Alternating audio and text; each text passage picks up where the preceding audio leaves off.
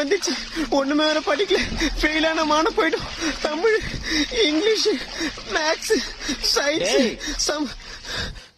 என்னாச்சு? ஒண்ணுமே படிக்கலப்பா. திடீர்னு பப்ளிக் எக்ஸாம் பண்றான். சரி படிக்கலன்னு புக்க திறந்தா பெரிய பெரிய பேராகிராஃப். வீட்லயே உட்காந்து உங்களுக்கு பேர குழந்தை பெத்து தருவனே தவிர பேராகிராஃப் எல்லாம் படிக்க தெரியாதுப்பா. வருஷம் ஃபுல்லா அப்புறம் படிச்சுக்கலாம் ஃப்ரீயா விட்டுட்டேன். இப்ப திடீர்னு எக்ஸாம் வந்துருச்சு. 100க்கு 35 மார்க் எடுத்தாதான் பாஸ்ங்கிறான்.